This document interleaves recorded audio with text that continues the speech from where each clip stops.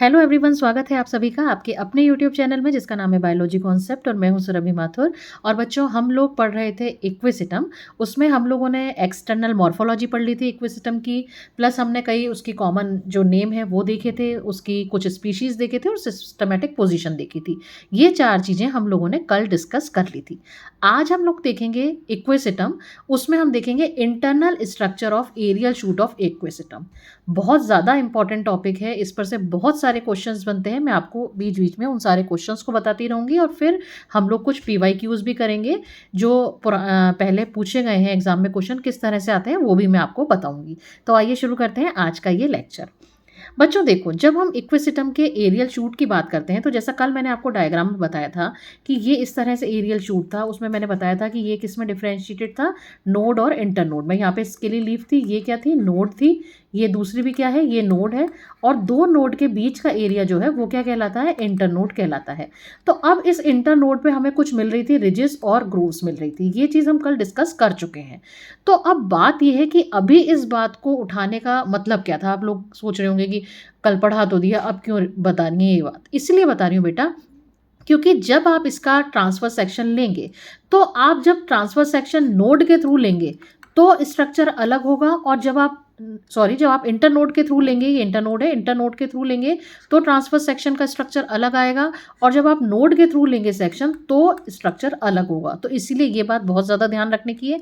अभी जो मैं बताऊंगी सबसे पहले वो मैं बताऊंगी एरियल शूट का इंटरनल स्ट्रक्चर, जब आपने सेक्शन कहाँ से लिया हो, इंटरनोड पे से लिया हो। ठीक है, अब देखो, दूसरी इंपॉर्टेंट बात यह है कि जैसा कि हम लोग देखते हैं, जब भी आप कोई स्टेम कट करते हो तो हम सबसे बाहर की लेयर क्या बताते हैं कि सबसे बाहर होती है एपिडर्मिस, और हम उसको कुछ इस तरीके से ड्रॉ कर देते हैं, इस तरीके से। ठीक है, लेकिन जब आप इक्विसिटम का सेक्शन कट करेंगे और माइक्रोस्कोप में देखेंगे तो चूंकि इस पर रिजेस और ग्रूव मौजूद है, इसीलिए आपको क्या करना होगा कि कुछ इस तरीके से रिजेस ऑफ ग्रूव, यानी इस तरीके से उठाते हुए, जैसे कि पहाड़ के जैसे इस तरीके से आपको ड्रॉ करनी होगी। ये पहला ध्यान रखने वाला पॉइंट है। ठीक है, समझ में आ गई बात।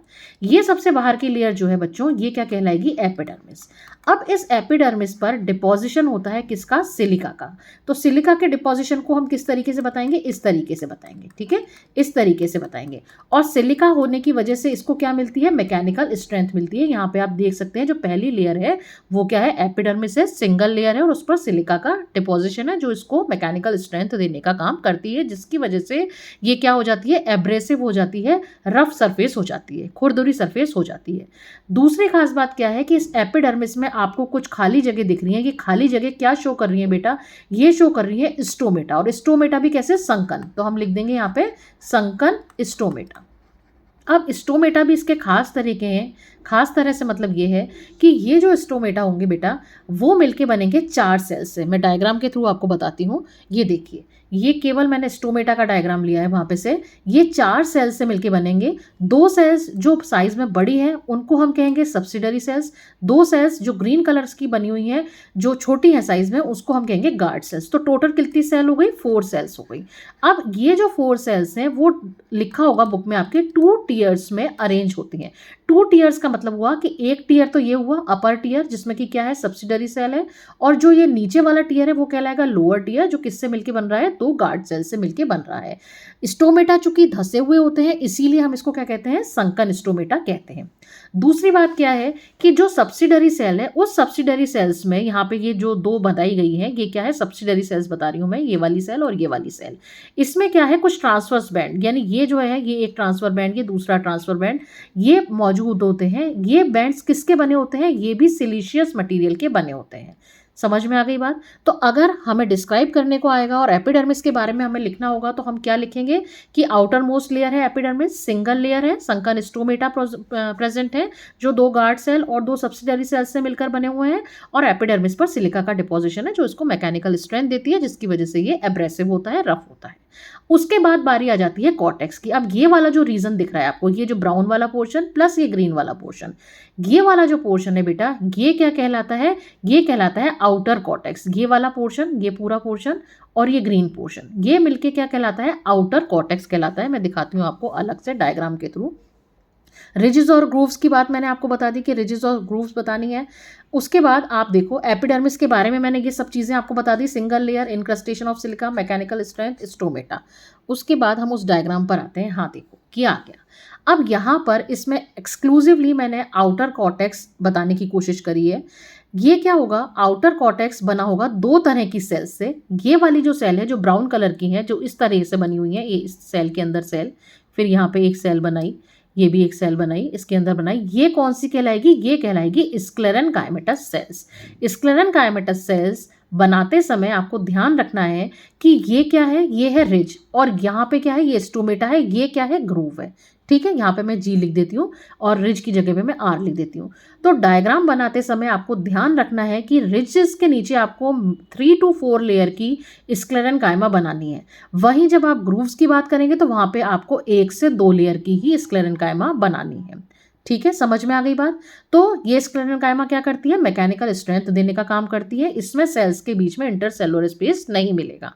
वहीं जो आउटर कॉर्टेक्स जो दूसरी तरह की सेल से मिलकर बनता है वो होता है क्लोरेनकाइमेटस। ये वाली जो ग्रीन आपको सेल्स नजर आ रही हैं ये क्या है, क्लोरेनकाइमेटस सेल्स, और इसके बीच बीच में आपको इंटरसेलुलर स्पेस देखने को मिलेगा, जैसे कि यहाँ पे मिल रहा है, यहाँ पे आपको इंटरसेलुलर स्पेस देखने को मिल रहा है, यहाँ पे आपको इंटरसेलुलर स्पेस देखने को मिल रहा है। तो ये क्या होती है, ये फोटोसिंथेटिक होती है। इसमें क्या, इसमें क्लोरोफिल प्रेजेंट होता है। और दूसरी इंपॉर्टेंट बात यह है कि जो स्टोमेटा है उसके नीचे आपको स्क्लेरेनकाइमा ड्रॉ नहीं करनी है, स्क्लेरेनकाइमा ड्रॉ नहीं करनी है। ये क्या है, सब स्टोमेटल चैम्बर है। तो हमने एपिडर्मिस देख ली, एपिडर्मिस के फीचर देख लिए, उसके नीचे आउटर कॉर्टेक्स आया जो दो तरह की सेल से मिलकर बना हुआ, स्क्लेरेनकाइमेटस और क्लोरेनकाइमेटस। जो रिज के नीचे स्क्लेरेनकाइमा ज़्यादा बनानी है, 3 to 4 लेयर की बनानी है, ग्रूव के नीचे 1 to 2 लेयर बनानी है, और स्टोमेटा के नीचे नहीं बनानी है। ये हमने बात करी किसकी, आउटर कॉर्टेक्स की। अब क्लोरेनकाइमा में भी आप क्या बताओगे, it is thicker below the ridge. ये भी क्या है, रिज के नीचे ज़्यादा होगा डेवलप, और इसमें इंटरसेलुलर स्पेस प्रेजेंट होगी।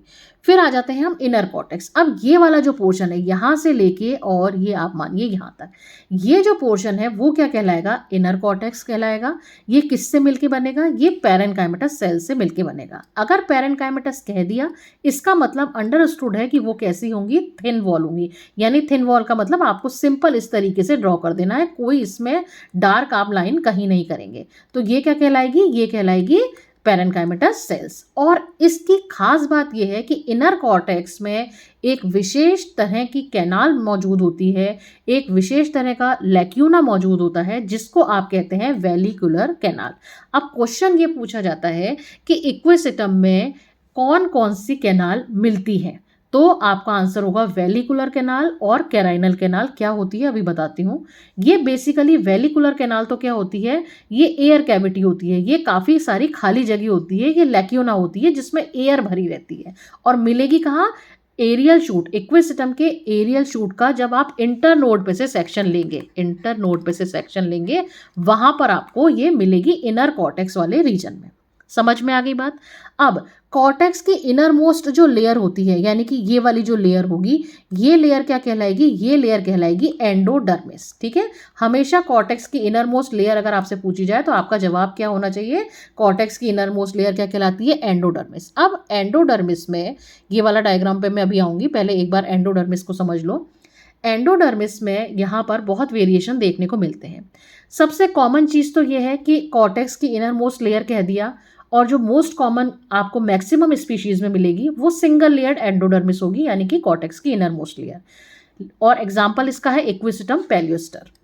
लेकिन कुछ स्पीशीज जैसे कि इक्विसिटम डिबाइल एक ऐसे स्पीशीज है जिसमें आपको एंडोडर्मिस की 2 लेयर मिलेगी। 2 लेयर कहाँ कहाँ होगी, एक तो होगी ये जो बने हुए बेटा, ये क्या है, ये वेस्कुलर बंडल है, ये क्या है, ये वेस्कुलर बंडल है। एक तो मिलेगी आपको वेस्कुलर बंडल के बाहर, ठीक है, और एक मिलेगी आपको वेस्कुलर बंडल के अंदर। तो यहाँ पे मिलेगी जो इक्विसिटम डिबाइल है उसमें 2 एंडोडर्मल लेयर्स मिलेगी। वहीं पर कुछ स्पीशीज ऐसी हैं इक्विसिटम की, जिसमें हर वैस्कुलर बंडल के चारों तरफ, यानी ये वैस्कुलर बंडल बनाया, ये वैस्कुलर बंडल बनाया, ये वैस्कुलर बंडल बनाया, इसके हर वैस्कुलर बंडल के चारों तरफ आपको क्या मिल जाएगी, आपको एंडोडर्मिस की लेयर मिल जाएगी। ये देखो यहाँ पे मैं बनाती हूँ, ये देखो ये बनाया, ये मैंने बनाया वैस्कुलर बंडल, और इसके बाहर मैंने एक लेयर और बना दी। तो ये जो लेयर है ये किसकी बताना चाह रही हूँ मैं, ये एंडोडर्मिस की लेयर बताना चाह रही हूँ। तो इसमें से सबसे पहला टाइप जो है, जो इक्विसिटम पैलियोस्टर में देखने को मिल रहा है, वो तो क्या है, सबसे सिंपल टाइप का है, मोस्ट कॉमन टाइप का है। और ये इक्विसिटम लाइमोसम है, इसमें सबसे ज्यादा एडवांस टाइप की एंडोडर्मिस कहलाएगी इक्विसिटम के अंतर्गत, जिसमें हर वैस्कुलर बंडल के चारों तरफ आपको एंडोडर्मिस देखने को मिल रही है। तो स्पीशीज के नाम भी आपको याद रखने होंगे। यहां तक बात समझ में आ गई। अब आ जाते हैं पहले वाली स्लाइड पर। अब एंडोडर्मिस के नीचे वाली जो लेयर होगी वो ये वाली जिस पे मैं कर रही हूँ, ये क्या है, ये है पेरिसाइकिल। और पेरिसाइकिल से अंदर का जो रीजन होगा वो सारा क्या कहलाएगा, स्टील कहलाएगा। अब हम देखेंगे स्टील इसमें किस तरह की देखने को मिलती है। ये वाला जो डायग्राम है, ये डायग्राम कहलाता है डायग्रामेटिक। मैं यहाँ लिख देती हूँ, ये क्या कहलाता है, डायग्रामेटिक। ठीक है। और इससे पहले वाला जो डायग्राम आपने ये देखा था, ये डायग्राम कहलाता है सेलुलर। तो एग्जाम में आपसे सेलुलर और डायग्रामेटिक दोनों ही पूछे जाते हैं जो है। तो वो ये बहुत ज़्यादा इंपॉर्टेंट डायग्राम है, इसको बनाने की प्रैक्टिस कर लेना। कई बार टाइम कम होता है तो हम बहुत सुंदर डायग्राम नहीं बना पाते हैं, पर डायग्राम आप बनाएं तो वो टेक्निकली करेक्ट होना चाहिए, चाहे वो सुंदर हो या ना हो, लेकिन टेक्निकली करेक्ट होना चाहिए। अब टेक्निकली करेक्ट का क्या मतलब है, जैसे कि एक तो आप रिजेस और ग्रूव्स प्रॉपर दिखाएंगे। दूसरी बात, जो ये वेलिकुलर कैनाल, ये वाले जो स्ट्रक्चर है, ये तो एपिडर्मिस हो गई। ठीक है। एपिडर्मिस के नीचे ये जो ब्राउन वाला स्ट्रक्चर दिख रहा है, ये क्या हो गया, ये हो गया आपका स्क्लेरेनकाइमेटस रीजन, ये क्लोरेनकाइमेटस रीजन। यानी ये दोनों मिलकर के, ये वाला रीजन और ये वाला रीजन, ये मिलकर के क्या बना रहा है, ये कॉर्टेक्स बना रहा है। उसके बाद इसमें आपको क्या बतानी है, वेलिकुलर कैनाल बताती है। जो वेलिकुलर कैनाल बताएंगे वो आप ग्रूव के नीचे बताएंगे। ये होती है टेक्निकल चीज जो मैं आपको कहना चाह रही हूँ, ग्रूव के नीचे। अब आपने सोचा कि कोई बात नहीं, गोले ही तो बनाने हैं, ओवल शेप ही तो बनानी है, कहीं पे भी बना दो, कहीं पे नहीं बनानी है। ये जो ग्रूव है उसके नीचे ही बनेंगे, तभी आपको मार्क्स मिलेंगे। अगर आपने ये रिज के नीचे बना दिया तो मार्क्स नहीं मिलेंगे। तो इसीलिए इस बात का ध्यान दें। वेलिकुलर कैनाल है और इसमें क्या भरी रहती है, इसमें हवा भरी रहती है, एयर कंडक्शन का काम ये करती है। उसके बाद ये आपकी आ गई एंडोडर्मिस वाली लेयर। जो ये वाली लेयर है, ये वाली कौन सी है, ये कहलाएगी एंडोडर्मिस। यहाँ पे मैं लिख देती हूँ एंडोडर्मिस, एंडोडर्मिस। और एंडोडर्मिस से जो अंदर की लेयर है पतली वाली, ये वाली, वो क्या कहलाएगी, वो कहलाएगी पेरिसाइकिल। अब पेरिसाइकिल और ये सेंटर में क्या है, सेंटर में है पिथ। अब ये जो है, ये कुछ जो कार्टून कैरेक्टर्स दिख रहे हैं बच्चों, ये क्या है, बेसिकली ये है वेस्कुलर बंडल। अब ये जो वेस्कुलर बंडल होते हैं वो किससे मिलके बनते हैं, वेस्कुलर बंडल हमेशा जाइलम और फ्लोएम से मिलके बनते हैं। अब देखो यहाँ पे बात करते हैं, ये अपने हो गई पिथ, या जिसको आप बोल सकते हैं मेडुला। यहाँ मैं लिख देती हूँ, ये क्या है, पिथ, या इसको पिथ को मैं यहाँ साइड में लिख देती हूँ। पिथ को आप और क्या नाम देते हैं, मेडुला नाम देते हैं, मेडुला। ठीक है, MEDULLA। अब इसमें वेस्कुलर बंडल जो होंगे बच्चों, वो रिंग में अरेंज होंगे। सबसे पहली चीज तो ये है। दूसरी बात, वेस्कुलर बंडल बनाते समय आपको ध्यान क्या देना है कि ये आपको रिज के सामने बनाना है। ये देखो, ये रिज, इसके सामने वेस्कुलर बंडल, ये रिज, इसके सामने वेस्कुलर बंडल, ये रिज, इसके सामने वेस्कुलर बंडल।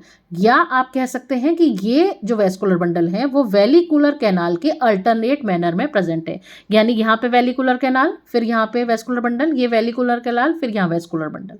समझ में आ गई बात। तो स्टील किससे मिलके बनती है, स्टील मिलके बनती है वेस्कुलर बंडल प्लस पिथ से। और वेस्कुलर बंडल कहाँ प्रेजेंट होंगे, वो रिज के ठीक नीचे प्रेजेंट होंगे, वेलिकुलर कैनाल के अल्टरनेट मैनर में प्रेजेंट होंगे।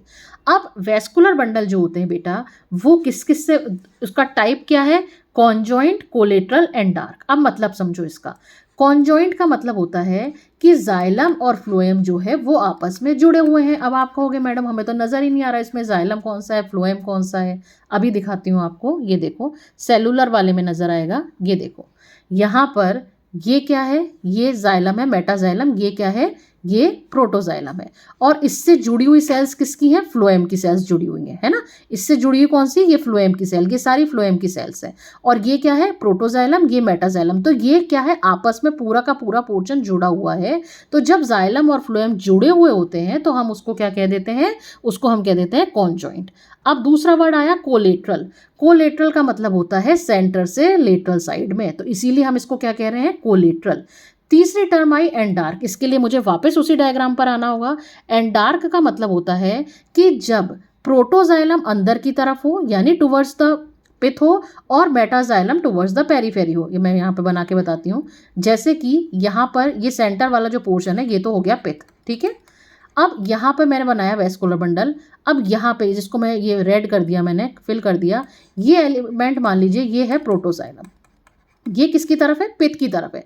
और जो जिसको फिल नहीं करा वो उसको मान लीजिए मेटाजाइलम, वो कहाँ है? Towards the periphery. तो इस तरह के वेस्कुलर बंडल को हम कहते हैं एंडार्क वेस्कुलर बंडल। तो स्टेम एरियल शूट का सेक्शन जब भी आप देखोगे तो ये यूनिवर्सल ट्रुथ है कि उसमें आपको वेस्कुलर बंडल हमेशा एंडार्क ही देखने को मिलेंगे। समझ में आ गई बात? अब वेस्कुलर बंडल किससे मिलके बनते हैं? जाइलम और फ्लोएम से मिलके बनते हैं। ये जो आपको कार्टून कैरेक्टर दिख रहा है इसमें क्या है बेटा? दो तो है ये इस तरह के लेटरल और एक क्या है? मीडियन, ठीक है। ये दो लेटरल क्या दिखा रहे हैं? ये प्रोटोजाइलम के एलिमेंट्स दिखा रहे हैं, प्रोटोजाइलम की ट्रेकीड्स को बता रहे हैं। Protoxylem tracheids, protoxylem tracheids. और बीच में ये जो खाली जो जो जगह दिख रही है, ये यहाँ पे जो दिख रही है जो ब्लू कलर से बन रही है, ये क्या है बेटा? ये है कैराइनल कैनाल। मैं यहाँ पे लेबल करती हूँ, ये क्या है? कैराइनल कैनाल। अभी समझाती हूँ। कैराइनल कैनाल, समझ में आ गई बात? ये कैराइनल कैनाल में क्या होता है? इसमें पानी भरा रहता है। अब ये आई कहाँ से? अब समझो, जो जाइलम है, वापस समझ लो, वेस्कुलर बंडल में ये तो समझ में आ ही गया कि कॉन्जॉइंट, कोलेट्रल, एंडार्क होते हैं और जाइलम फ्लोएम से मिलके बनते हैं। अब इंपॉर्टेंट बात क्या है बेटा? कि जो जाइलम होता है वो दो तरह का होता है। जाइलम के वो एलिमेंट जो जल्दी बनते हैं, जो पहले बनते हैं, उनको हम कहते हैं प्रोटोजाइलम। जो बाद में बनते हैं उनको हम कहते हैं मेटाजाइलम। प्रोटोजाइलम के एलिमेंट्स का साइज जो होता है वो हमेशा क्या होता है? छोटा होता है। मेटाजाइलम के एलिमेंट्स जो होते हैं उनका साइज क्या होता है? हमेशा बड़ा होता है। अब प्रोटोजाइलम भी किससे मिलके बनेगा? प्रोटोजाइलम किससे मिलके बनेगा? ट्रेकीड से मिलके बनेगा, ठीक है। और मेटाजाइलम भी ट्रेकीड से मिलके बनेगा। तो अब हमें क्या पता कि भाई किसके ये ट्रेकीड्स, प्रोटोजाइलम की है कि मेटाजाइलम की है? तो प्रोटोजाइलम की जो ट्रेकीड होती है उस पर हमेशा स्पाइरल या एनुलर थिकनिंग होती है, और जो मेटाजाइलम की ट्रेकीड होती है उस पर हमेशा स्क्लेरिफॉर्म, इस तरीके से थिकनिंग होती है, जिससे आप ये आइडेंटिफाई करेंगे कि प्रोटोजाइलम की ट्रेकीड है कि मेटाजाइलम की ट्रेकीड है। जब ये पूरा डेवलपमेंट हो रहा होता है तब क्या होता है कि प्रोटोजाइलम की कुछ ट्रेकीड्स क्या होती हैं? वो डिसइंटीग्रेट हो जाती हैं, वो टूट जाती हैं, वो रप्चर कर जाती है, जिसकी वजह से एक कैविटी डेवलप हो जाती है, कैनाल डेवलप हो जाती है, जिसको आप क्या कहते हैं? कैराइनल कैनाल कहते हैं। समझ में आ गई बात? तो ये एक कैरेक्टरिस्टिक फीचर है कैराइनल कैनाल का मिलना और वेलिकुलर कैनाल का मिलना इक्विसिटम का, जो कि एक आइडेंटिफिकेशन फीचर है, जिससे कि आप आइडेंटिफाई करते हैं कि जो स्लाइड माइक्रोस्कोप में लगाई गई है वो किसकी है? इक्विसिटम की है। अब अगर दोनों डायग्राम्स को कंपेयर करते हैं तो देखो, इसमें ये कैसा है? Cellular diagram. ये कैसा है? डायग्रामेटिक।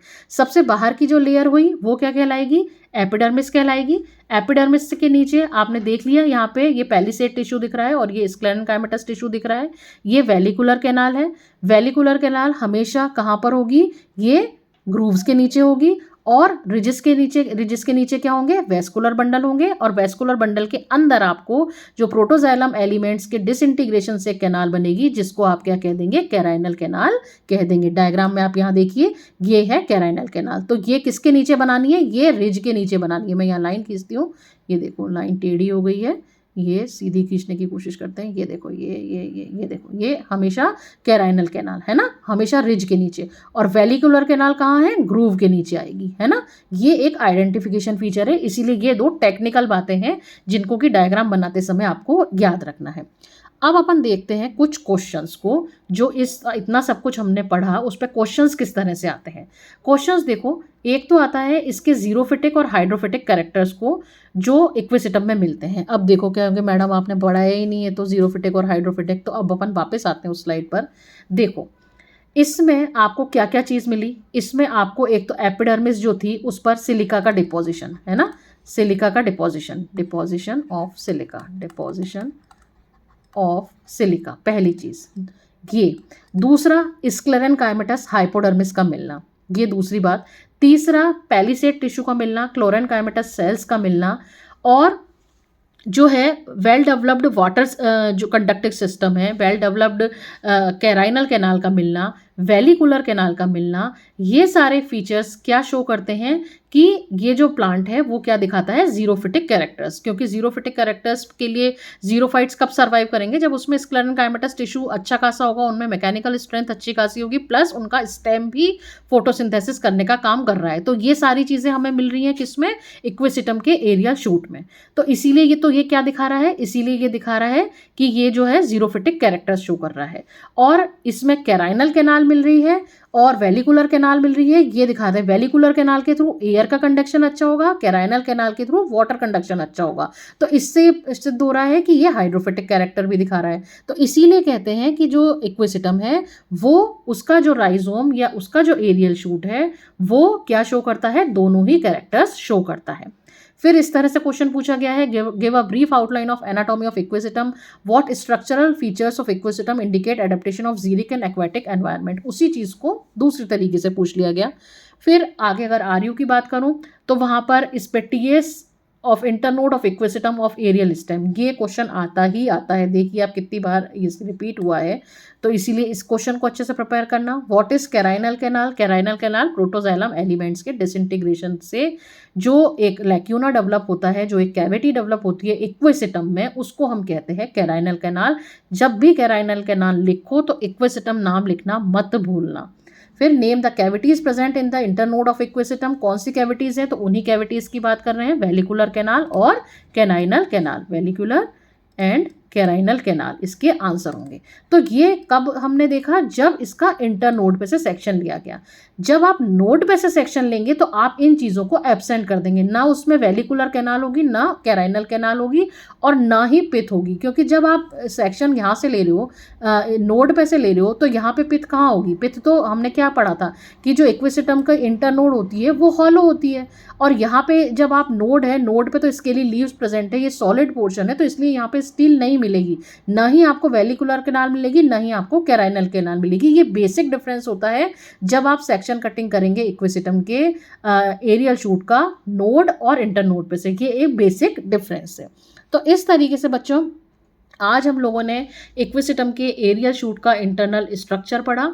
इसमें अगर आपको कहीं भी डाउट आए तो आप प्लीज़ मुझे कमेंट करके पूछ सकते हैं। आज के लिए इतना बहुत है। Thank you very much.